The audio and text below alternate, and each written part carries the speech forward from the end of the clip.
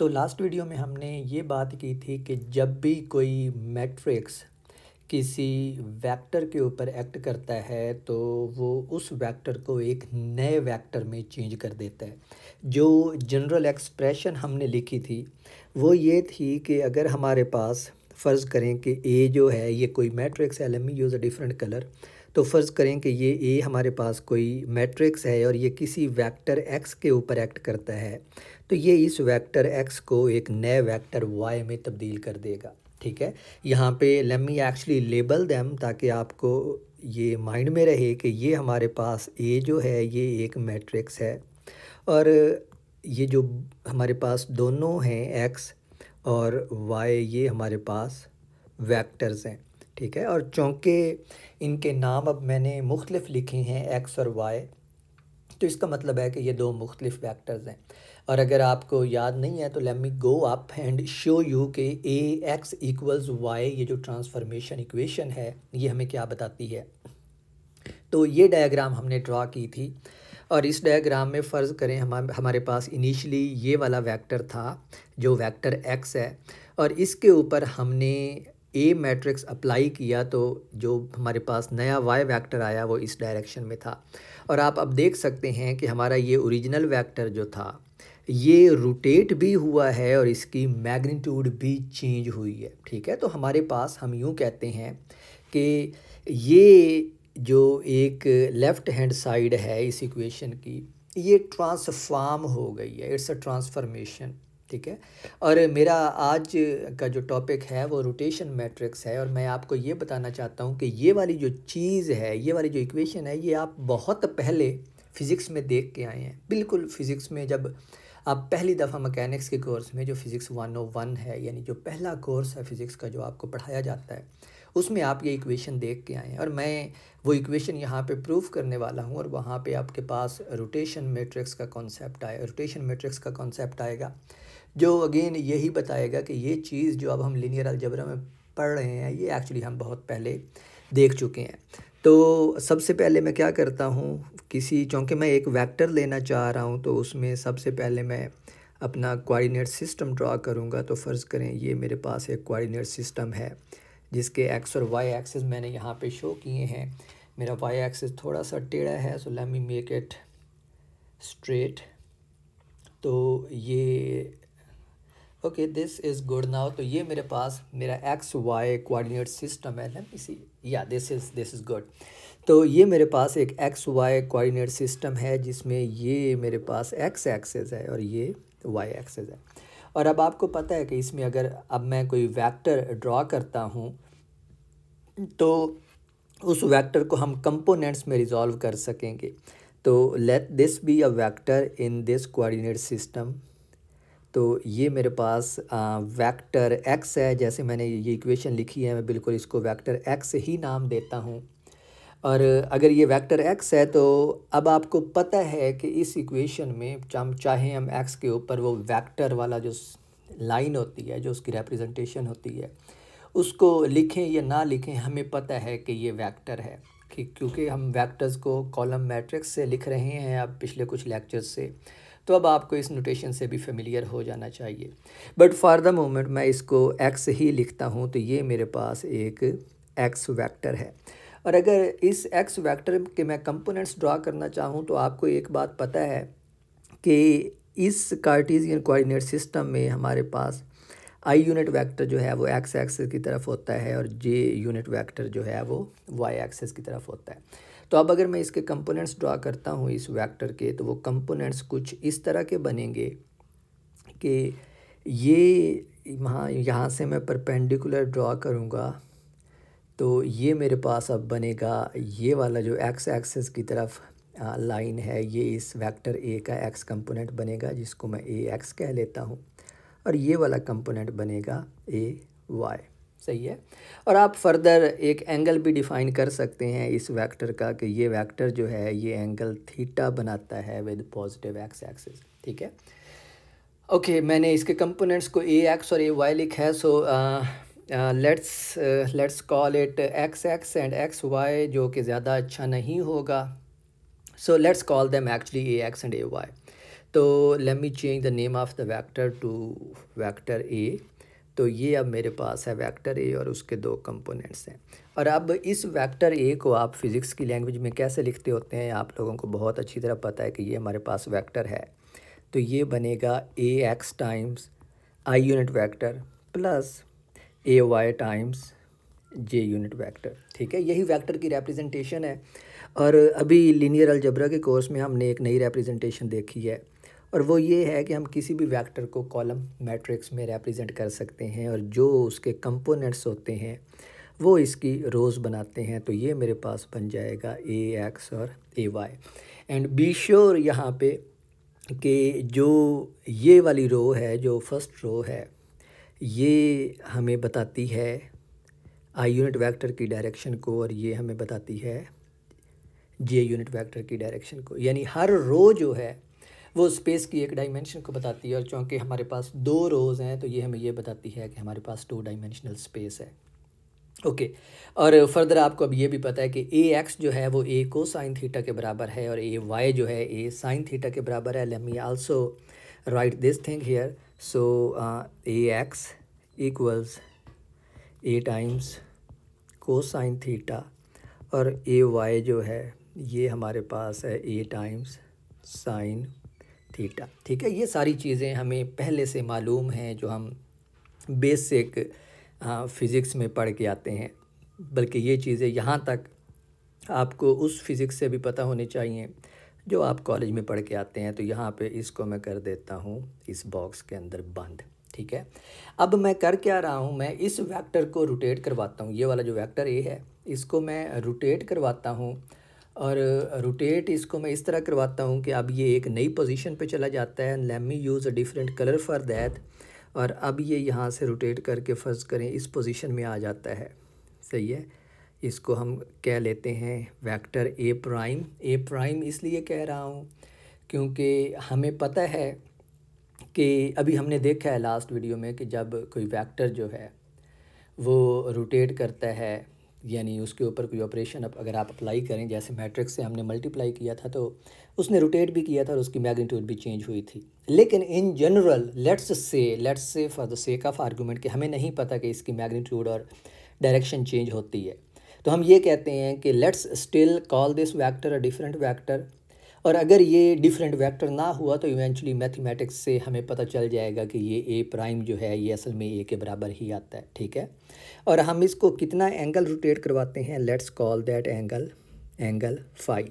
सही है, तो अब जो ए प्राइम वेक्टर है इसके जो कंपोनेंट्स बन रहे हैं इस कोऑर्डिनेट सिस्टम में वो ए एक्स प्राइम और ए वाई प्राइम बनेंगे। सही है, तो यहाँ पे हम वेक्टर ए को लिख सकते हैं। Let me use the same blue colour. तो अब हमारे पास जो वेक्टर ए प्राइम है ये इसके कंपोनेंट्स क्या बनेंगे, A X prime I unit vector plus A Y prime J unit vector. और अब ए एक्स और ए वाई प्राइम जो हैं ये कंपोनेंट्स हैं और स्केलर हैं, यानी ये नंबर हैं। और चूँकि यहाँ पे ये जो टोटल एंगल है जो वेक्टर ए प्राइम बना रहा है विद पॉजिटिव एक्स एक्सिस वो थीटा प्लस फाई है, क्योंकि अगर आप यहाँ पे देखें तो ये वेक्टर ए है और इस पॉजिटिव एक्स एक्सिस के साथ ये टोटल एंगल बना रहा है जो थीटा और फाई का सम है।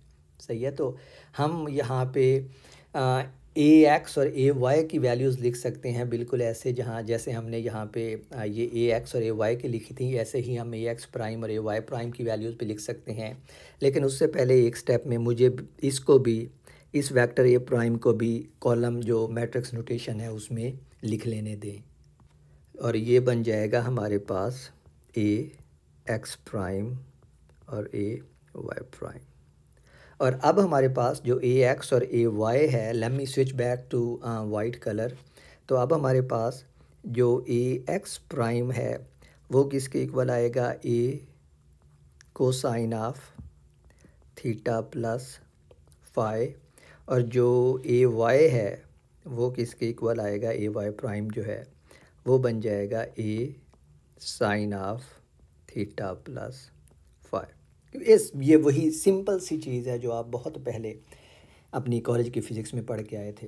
तो अब हम इनको एक्सपेंड कर लेते हैं। ये ट्रिग्नोमेट्रिक फार्मूलाज हैं तो जो ये पहले वाला फार्मूला है ए एक्स प्राइम के लिए, ये हमारे पास बन जाएगा ए टाइम्स कोसाइन थीटा वाले फार्मूला को हम ओपन करेंगे तो ये बनेगा a multiplied by cosine theta वाला जो फार्मूला है वो हमारे पास होता है cosine theta cosine phi minus sine theta sine phi, ये इसके इक्वल होता है। और जो साइन थीटा वाला फार्मूला है उसको अगर हम ओपन करेंगे तो साइन थीटा वाला फार्मूला हमें देगा ए टाइम्स, ये बन जाएगा हमारे पास sine theta cosine phi plus sine phi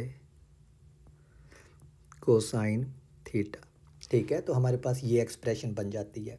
अब इसमें हम देखें अगर, तो ये जो हमारे पास ए टाइम्स कोसाइन थीटा है, ये सिंपली क्या था, ए एक्स था, वो जो वेक्टर पुराना वेक्टर था उसका एक्स कंपोनेंट था। और सिमिलरली जो ए टाइम्स साइन थीटा है, ये पुराने वेक्टर ए का वाई कंपोनेंट है। तो इसका मतलब है कि अब हम ये जो ए एक्स प्राइम और ए वाई प्राइम है, ए एक्स प्राइम, इसको लिख लेंगे। ये बन जाएगा हमारे पास A X cosine phi minus A Y sine phi. और सिमिलरली जो ए वाई प्राइम की वैल्यू है वो हमारे पास बन जाएगी A Y times cosine phi plus A X times sine phi. तो हमने जो हमारा नया रोटेटेड वेक्टर था जिसको हमने ए प्राइम कहा था उसको कंपोनेंट्स में लिख लिया है। और इस इक्वेशन को हम अब इन दोनों इक्वेशंस को मिला के एक मैट्रिक्स इक्वेशन बना सकते हैं। और वो मैट्रिक्स इक्वेशन इस तरह बनेगी कि हमारे पास लेफ़्ट साइड पे है ए एक्स प्राइम ए वाई प्राइम, इसको हम मैट्रिक्स बना लें तो हमारे पास राइट साइड पे बनेगा, फर्स्ट टर्म आएगी हमारे पास cosine phi, second term matrix की आएगी माइनस साइन फाई, और फिर हमारे पास आएगा साइन फाई, और फोर्थ टर्म आएगी कोसाइन फाई।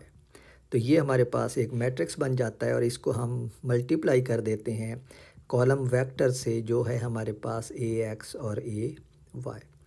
और अब अगर आप गौर करें तो जो ये वाली इक्वेशन बनी है, ये वाली मैट्रिक्स इक्वेशन बनी है, ये बिल्कुल ये वाली एक्सप्रेशन है जो हमने लास्ट लेक्चर में आपको ड्राइव करवा के दिखाई थी मैंने, और इस लेक्चर के स्टार्ट में भी लिखी है ए एक्स इक्वल्स वाई, जिसमें ए हमारे पास कोई मैट्रिक्स है और ये वेक्टर एक्स के ऊपर एक्ट कर रहा है और हमारे पास एक नया वेक्टर आ रहा है वाई।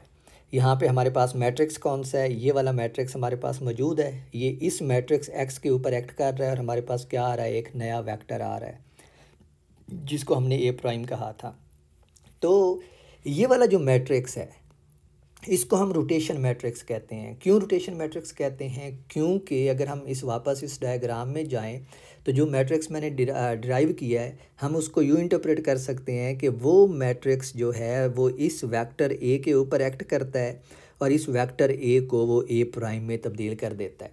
और अगर आप ए प्राइम को देखें तो ये देखें ये रोटेट भी हो गया है बाई एन एंगल फाई, और इसकी इन जनरल मैग्नीट्यूड भी डिफरेंट है वेक्टर ए की जो मैग्नीट्यूड थी, कंपोनेंट्स की मैग्नीट्यूड। ठीक है, तो ये वाला जो मैट्रिक्स है इसको रोटेशन मैट्रिक्स कहते हैं। और जनरली फिज़िक्स की ज़ुबान में आप इसको आर ऑफ, जिस थीटा के ऊपर अगर डिपेंड कर रहा हो तो थीटा, अगर फाई के ऊपर डिपेंड कर रहा हो तो फाई।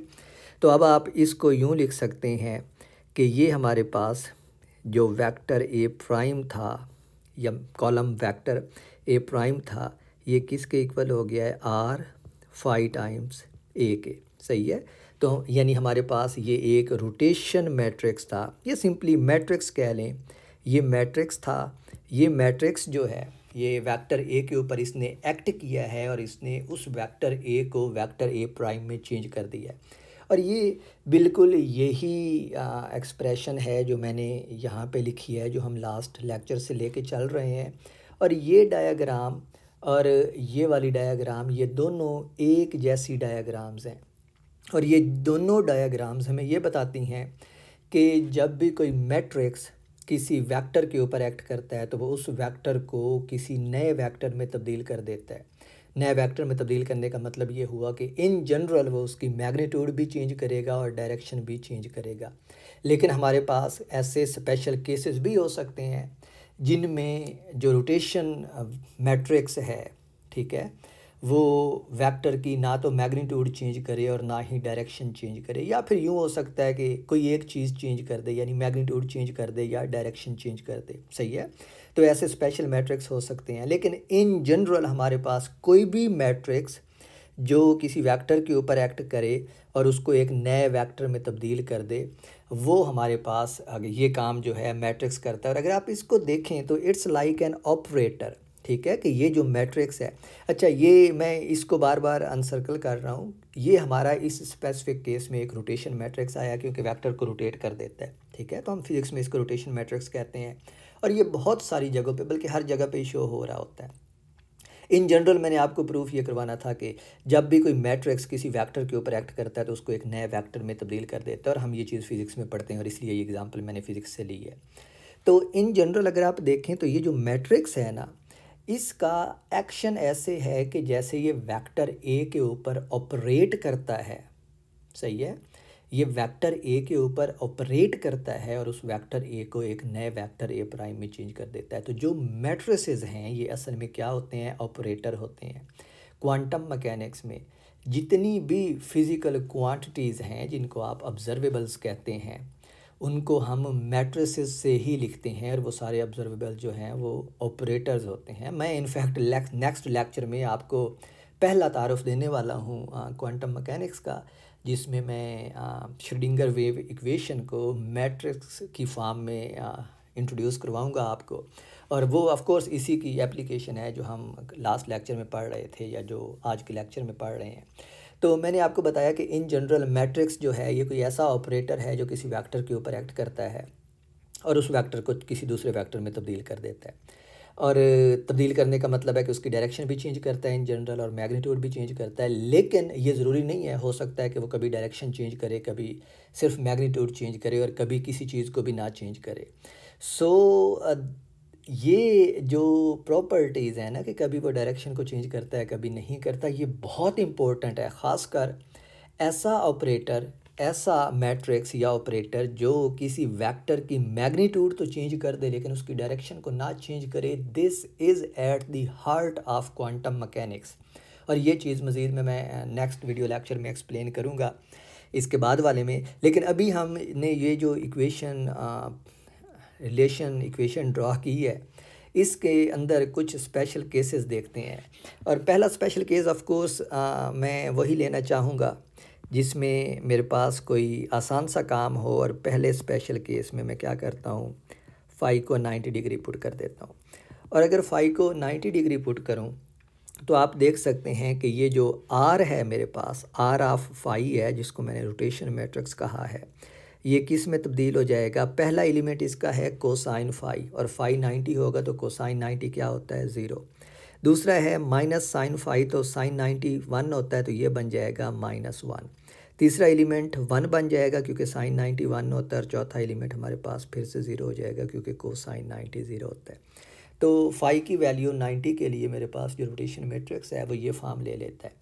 और अब अगर मैं इस रोटेशन मैट्रिक्स को इस इक्वेशन में पुट करूं तो मेरे पास जो नए वेक्टर के कंपोनेंट्स आएंगे, यानी मेरे पास जो ए एक्स प्राइम और ए वाई प्राइम आएगा, उसकी वैल्यूज़ को हम देखते हैं कि वो किस में तब्दील होती हैं। तो यहाँ पे हम पुट करते हैं 0 -1, उप्स, 0 -1 1। चले मैं इसको थोड़ा सा ऊपर कर लेता हूँ, क्यों पता नहीं मसला कर रहा है मेरा ये आईपैड कल से, तो ये 1 बहुत मसला कर रहा है, लेट्स सी।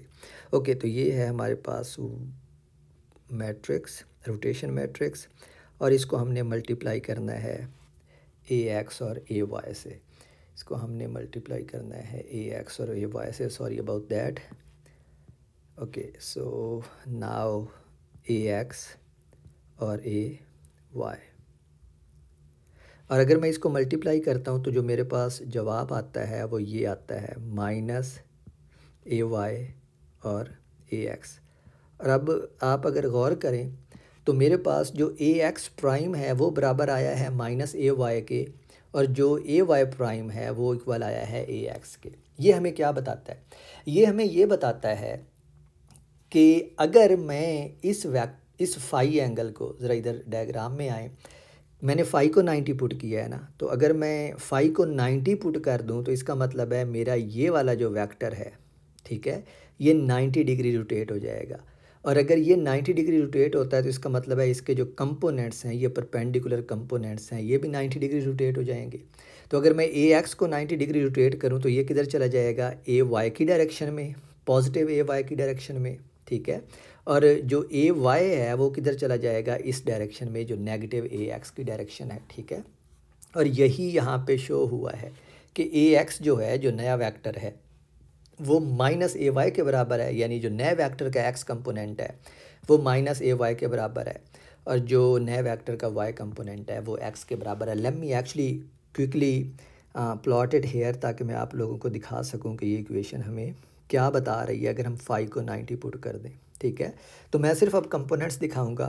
तो अगर मैं फाई को 90 पुट करता हूं तो ये था मेरे पास ए एक्स कंपोनेंट, ठीक है, ए एक्स कंपोनेंट, और ये था मेरे पास ए वाई कंपोनेंट, यानी जो पुराना हमारा वेक्टर था उसके एक्स और वाई कंपोनेंट, सही है। और अब इनको अगर मैं 90 डिग्री रोटेट करता हूँ तो ये इधर से रोटेट हो के किधर आ जाएंगे? इस पॉइंट पे आ जाएंगे। 90 डिग्री का यही मतलब है ना। तो जो ए एक्स है वो रोटेट हो के मेरे पास आ जाएगा इस डायरेक्शन में, तो ये मेरा अब बन जाएगा ए एक्स, और ए वाई जो है वो इस डायरेक्शन में आ जाएगा, तो ये अब बन गया ए वाई। तो अब अगर आप गौर करें तो जो ए एक्स है वो अब किस एक्सिस की डायरेक्शन में है? पॉजिटिव वाई एक्सिस की डायरेक्शन में। और जो ए वाई है वो किस डायरेक्शन में है? नेगेटिव वाई एक्सिस की डायरेक्शन में। और यही आप यहाँ पे देख सकते हैं कि जो नए वेक्टर का एक्स कंपोनेंट है वो माइनस ए वाई के बराबर है, सही है, और जो नए वेक्टर का वाई कंपोनेंट है वो ए एक्स के बराबर है। तो यानी जो नया वेक्टर हमारा बनेगा वो ये वाला है, क्योंकि नया वेक्टर हमारा इस डायरेक्शन में है। Let me finally draw a final line. तो नया वेक्टर हमारा ये वाला है, ठीक है, ए प्राइम। और ए प्राइम के अब आप कंपोनेंट्स देखें तो जो ए प्राइम का, इसको आप प्राइम कह लें, तो जो ए प्राइम का एक्स कंपोनेंट है वो पॉजिटिव वाई एक्सिस की डायरेक्शन में है, और सॉरी, जो एक्स कंपोनेंट है ये वाला, ये नेगेटिव वाई एक्सिस की डायरेक्शन में है, और जो वाई कंपोनेंट है वो किधर है? पॉजिटिव ए वाई की डायरेक्शन में है। इनफैक्ट ये जो साइंस हैं ये हमारे पास ओल्ड वेक्टर्स ही हैं, लेकिन ये वाला जो वेक्टर है हमारे पास, ये वाला, ये नया वेक्टर है, ठीक है। तो इस वेक्टर के अगर मैं कंपोनेंट्स अब रिजॉल्व करता हूँ तो आप देख लें कि पुराने वेक्टर के कंपोनेंट्स की फॉर्म में ये वाले दो कंपोनेंट हैं, और चूँकि हमारे पास ये वेक्टर है तो इसका जो एक्स कंपोनेंट है वो ये वाला है, जो मैग्नीट्यूड में ए वाई के बराबर है और डायरेक्शन में नेगेटिव एक्स एक्सिस की डायरेक्शन में है।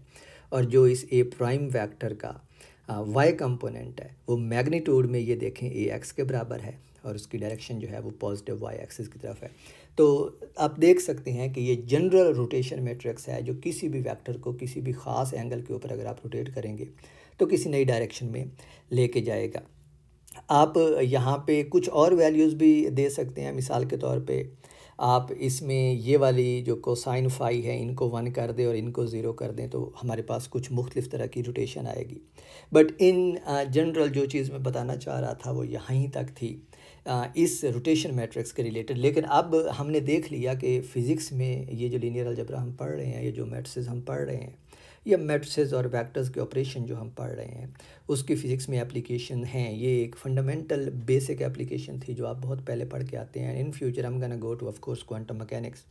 Let's take one more example before we finish today's video. So let me take one more example. Let me use this color for example. और ये example जो है ये हमें कुछ और इंसाइट देगी। ऊपर मैंने, चूँकि मेरा जो रोटेशन मैट्रिक्स था यहाँ पे, ये वाला रोटेशन मैट्रिक्स जो था मेरा, ये यहाँ पे फाई डिपेंडेंट था, यानी मैं कितना रोटेट करता हूँ अपने वेक्टर को, और वो रोटेशन जो है वो हमारे पास उस ऑपरेटर के अंदर थी। क्योंकि अब याद रखें कि मैं ऑपरेटर जो है वो वेक्टर के लिए यूज़ कर रहा हूँ, क्योंकि ये किसी नई चीज़ में बदल देता है, एक वेक्टर को नए वेक्टर में बदल देता है। तो फ़र्ज़ करें कि अब हम ये जो ऑपरेशन है उसको यूँ लेते हैं, जो हमारे पास ये जनरल एक्सप्रेशन हमारे पास क्या थी, अब ए एक्स इक्वल्स वाई, ठीक है। ए मैट्रिक्स है, एक्स एक वेक्टर है और वाई दूसरा वेक्टर है। तो अब फ़र्ज़ करें कि मैं ए और एक्स की वैल्यूज़ जो हैं वो ये वाली लेता हूँ, कि जो हमारे पास ए है मैट्रिक्स, उसकी इन जनरल मेरे पास वैल्यू है 1 2 और 3 एंड 1। तो मैं ये ए की वैल्यूज़ ले लेता हूँ, और जो एक्स है उसके एलिमेंट्स को मैं जनरली एक्स और वाई कह लेता हूँ। तो मैं ये स्मॉल एक्स और इनको स्मॉल वाई कह लेता हूँ, सही है। तो इनको अगर मैं मल्टीप्लाई करता हूँ तो ये मेरे पास बन जाएगा x plus 2y x plus तो ये बन जाएगा x plus 2y and 3x plus y. I don't know कि ये मुझे क्यों इतना डिस्टर्ब कर रही है इसकी स्क्रीन, बट मैं इस लेक्चर के बाद इसका कुछ ना कुछ करता हूँ। और अगर आप चाहें तो आप इस वेक्टर को, ये वाला जो वेक्टर जिसके कंपोनेंट्स मैंने एक्स और वाई लिए हैं, इसको रिप्रेजेंट भी कर सकते हैं। अब मैं शायद फ्यूचर में हर इस तरह का जब भी वेक्टर बनाऊं तो उसके साथ डायग्राम ना बनाऊं, but you should be sure by this time कि हमारे पास जिस चीज़ को भी अब हम वेक्टर कह रहे हैं, it's just a physical vector जो आप फिज़िक्स में पढ़ के आए हैं। तो फ़र्ज़ करें कि ये मेरे पास वो वेक्टर एक्स है और इसके जो मेरे पास कंपोनेंट्स हैं, एक्स कंपोनेंट स्मॉल एक्स है और वाई कंपोनेंट स्मॉल वाई है। सो इट्स सम वेक्टर जो इस पॉइंट तक स्पेस में हमारे पास जा रहा है इस एक्स वाई कोऑर्डिनेट सिस्टम में। तो ये एक्स कोऑर्डिनेट है और ये वाई कोऑर्डिनेट है, ठीक है। तो अब देखें, मैंने यहाँ पे इस एक्स और वाई की कोई वैल्यूज़ नहीं ली, इन जनरल लिखा है। और ये वाली जो राइट साइड पे हमारे पास वेक्टर आ रहा है, ये वाई को रिप्रेजेंट कर रहा है। Let's suppose some values of x and y. मैं सिर्फ आपको कुछ स्पेशल केसेस दिखाने लगा हूँ जो बहुत इंटरेस्टिंग होते हैं। तो फ़र्ज़ करें कि हम एक्स को भी 1 ले लेते हैं और वाई को भी 1 ले लेते हैं। ये स्मॉल एक्स और स्मॉल वाई जो है ये 1 ले लेते हैं। तो इसका मतलब है कि मेरा जो वेक्टर एक्स है, जिसकी मैंने एलिमेंट्स लिखे थे एक्स और वाई, इनकी अब मैं वैल्यूज़ क्या ले रहा हूँ, दोनों की 1 1 ले रहा हूँ। तो अगर मैं दोनों की वैल्यूज़ 1 1 ले लूँ तो ये जो मेरी ऊपर वाली एक्सप्रेशन है, ये वाली जो एक्सप्रेशन है, ये एक्सप्रेशन कुछ इस तरह की शक्ल ले लेगी कि अगर मैं इसमें एक्स को भी 1 पुट कर दूं, वाई को भी 1 पुट कर दूं, तो ये बन जाएगा 3। तो मैं इधर ही इसको लिखने लगा हूं कि तो ये हमारे पास बन जाएगा पहला एलिमेंट जो नए वेक्टर का बनेगा वो बनेगा 3, और जो दूसरा एलिमेंट बनेगा वो 3 + 1 4 बन जाएगा, ठीक है। तो इसका मतलब है कि अगर मैं x की वैल्यू भी 1 लूँ और y की वैल्यू भी 1 लूँ, तो हमारा जो नया वेक्टर बना है उसके जो कंपोनेंट्स हैं वो 3 और 4 हैं। 3 और 4 का मतलब है कि 3 यूनिट्स x एक्सिस की जानिब और 4 यूनिट y एक्सिस की जानिब है वो। और अगर आप चाहें तो आप उसको रिप्रेजेंट भी कर सकते हैं। And let me actually quickly draw a diagram for this and let me use the same green colour. तो 3 और 4 जो हैं वो तकरीबन इधर बनेंगे। Let's make it here. तो ये जो वेक्टर है ये हमारा न्यू वेक्टर है, और इसको मैंने y वेक्टर कहा था, तो ये हमारा y है, और इसके जो कंपोनेंट्स बने हैं वो 3 और 4 बने हैं, सही है। तो अब आप देख सकते हैं यहाँ पे क्लियरली कि ये जो y वेक्टर है वो उसकी मैग्नीट्यूड भी चेंज हुई है, और ये कुछ ना कुछ रोटेट भी हुआ है इस वाइट वेक्टर से by some angle theta, like theta है या फाई है, जो आप जो भी उसको नाम देना चाहें, लेकिन हमने देख लिया, ठीक है। तो this is what we have been studying. यहाँ पे कुछ चीज़ें और मैं आपको दिखाना चाहता हूँ कि, और वो ये है पहली, कि फ़र्ज़ करें कि ये जो हमारा मैट्रिक्स था ये वाला, इसमें ये जो ऑफ डायगोनल एलिमेंट्स थे ना 2 और 3, अगर ये ज़ीरो हो जाएं तो फिर क्या होगा। और अब मैं ये वाला केस सॉल्व करने लगा हूँ फॉर ये हमारे पास अब मैट्रिक्स जो है, मैट्रिक्स को मैंने ए से रिप्रेजेंट किया था, तो अब हम इसको इधर लिखते हैं फॉर ए इक्वल्स, यानी अब मैं इसके ऑफ डायगोनल एलिमेंट्स को ज़ीरो करने लगा हूँ। तो फॉर ए इक्वल्स 1 0 0 1, तो इस सिनेरियो में क्या होगा? तो इस सिनेरियो में हमारी ये जो ऊपर वाली एक्सप्रेशन है, ये वाली एक्सप्रेशन, ये अब तब्दील हो जाएगी। मैं एक्स और वाई की वैल्यूज़ अब भी 1 ही लेने लगा हूँ। तो इस सिनेरियो में हमारे पास ये बन जाएगा ए एक्स इक्वल्स जो वाई है ये हमें देगी, ए की वैल्यू है हमारे पास 1 0 0 1, और वाई की वैल्यूज़ मैंने स्मॉल एक्स और स्मॉल वाई की वैल्यूज़ मैंने पहले ही 1 और 1 ले ली हैं। तो अगर मैं इसको देखूं तो ये अगर आप मल्टीप्लाई करें तो हमारे पास जो वाई वेक्टर आएगा उसकी जो कंपोनेंट्स हैं वो भी 1 और 1 ही होंगे। और देखें ये वाला जो मैट्रिक्स है, इस मैट्रिक्स को जब मैंने इस वेक्टर के ऊपर अप्लाई किया तो इस मैट्रिक्स ने इस वेक्टर को चेंज नहीं किया। देखें ये दोनों वेक्टर एक्स और वाई वेक्टर दोनों एक जैसे हैं। तो और ये वाला मैट्रिक्स जो है ये अब आप जानते हैं ये आइडेंटिटी मैट्रिक्स है। तो आइडेंटिटी मैट्रिक्स एक ऐसा मैट्रिक्स होता है जब उसको हम किसी वेक्टर के ऊपर अप्लाई करते हैं तो उसको चेंज नहीं करता, विच मीन्स कि ना तो उसकी मैग्नीट्यूड चेंज करता है और ना ही उसकी डायरेक्शन चेंज करता है। विच मीन्स कि हमारे पास ये वाइट वाला वेक्टर था, इसके ऊपर मैंने आइडेंटिटी वेक्टर अप्लाई किया तो उसने ना तो उसकी मैग्नीट्यूड चेंज की और ना ही डायरेक्शन चेंज की, यानी इस वेक्टर एक्स को अनचेंज्ड रहने दिया। लेट्स से कि मैं कोई स्केलर मैट्रिक्स लेता हूँ। स्केलर मैट्रिक्स आपको पता है ना, जिसमें हमारे पास सिर्फ डायगोनल एलिमेंट्स होते हैं लेकिन वो 1 नहीं होते। तो नेक्स्ट अब मैं इसी मैट्रिक्स को चेंज करता हूँ और मैं अब कहता हूँ फॉर ए इक्वल्स 2 0 0 2, और इसको मैं अप्लाई करता हूँ उसी अपने वेक्टर के ऊपर जिसकी वैल्यूज़ मैंने 1 और 1 ली थी। और अगर मैं इसको मल्टीप्लाई करूँ तो ये मेरे पास जवाब देता है 2 और 2। सही है। इसका मतलब है कि जो नया वेक्टर मेरे पास y बना है उसकी मैग्नीट्यूड डबल हो गई है, डायरेक्शन चेंज नहीं हुई।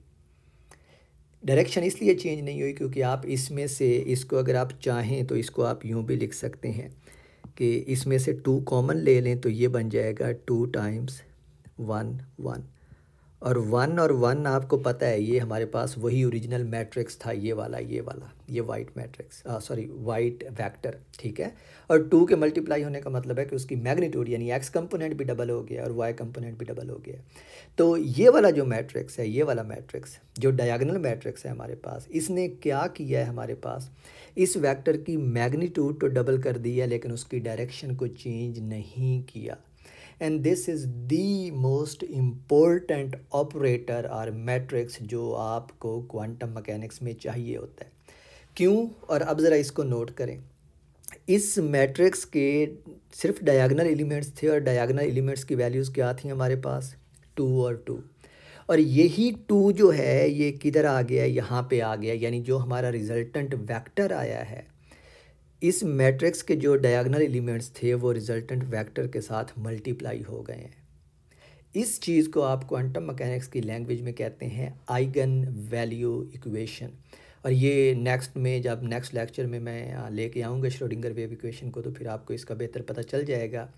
बट फॉर द मोमेंट आप ये देखें कि जो मैट्रिक्स के एलिमेंट्स थे या जो मैट्रिक्स की वैल्यूज़ थी डायगोनल पोजीशंस के ऊपर, डायगोनल एलिमेंट्स के ऊपर, वो किधर आ गई हैं? वो हमारे जो फाइनल मैट्रिक्स ट्रांसफॉर्म्ड वेक्टर बना है उसके साथ सिंपली मल्टीप्लाई हो गई हैं, और इसी को आप कहते हैं eigen value equation. Eigen value equation क्या होती है कि अगर आपके पास कोई मैट्रिक्स ए है, सही है, आप इसको किसी वेक्टर एक्स के ऊपर अप्लाई करते हैं और ये किसके बराबर आ जाए? लैम्डा टाइम्स वही वेक्टर एक्स आ जाए, तो आप ये कहते हैं कि हमारे पास ये ऑपरेटर था, ये मैट्रिक्स था, ये वेक्टर एक्स के ऊपर इसने एक्ट किया, ये इस ए की आइगन वैल्यू है, ये जो लैम्डा है, और एक्स हमारे पास वैसे ही आ गया। और बिल्कुल यही चीज़ जो है, अब मैं इस वीडियो में उसको नहीं लिखना चाहता, लेकिन यही चीज़ प्रीसाइजली आपके पास श्रोडिंगर वेव इक्वेशन है। सही है।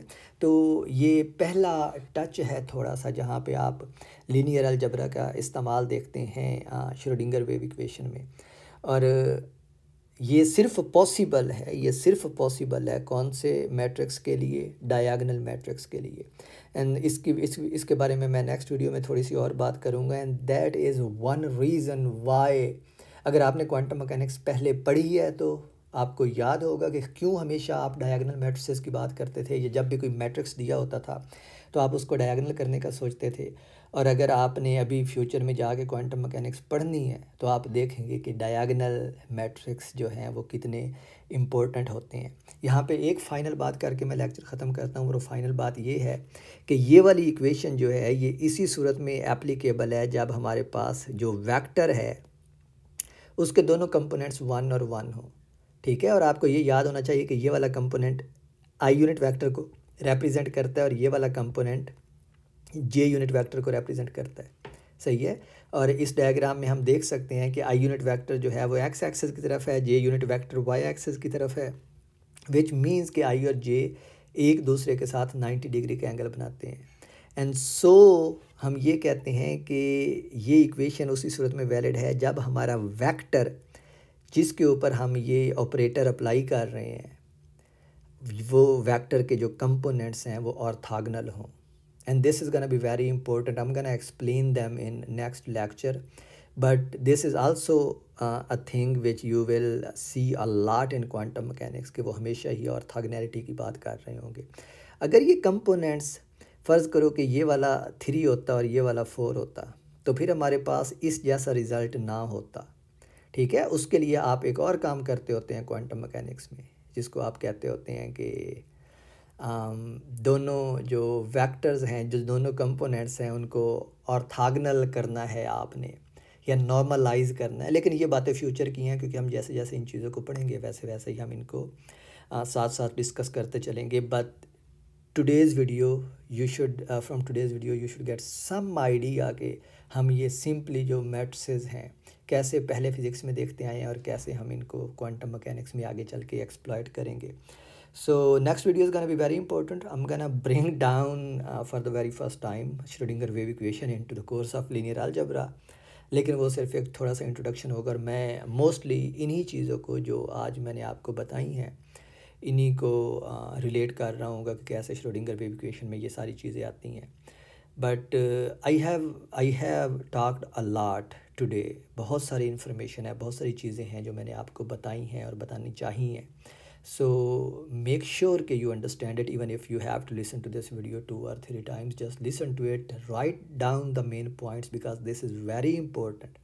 ये जो एक इक्वेशन है जिसको मैंने ऑपरेटर इक्वेशन कहा है, और ऑपरेटर हमारे पास मैट्रिक्स है और ये किसी वेक्टर के ऊपर एक्ट करता है, this is the most important equation. और यही इक्वेशन जो है नीचे मैंने आपको बताया कि इस इक्वेशन में बदल जाती है जिसको आप आइगन वैल्यू इक्वेशन कहते हैं। लेकिन मज़ीद इसके बारे में फ्यूचर में। So I will see you in the next video lecture. तब तक के लिए बाय बाय।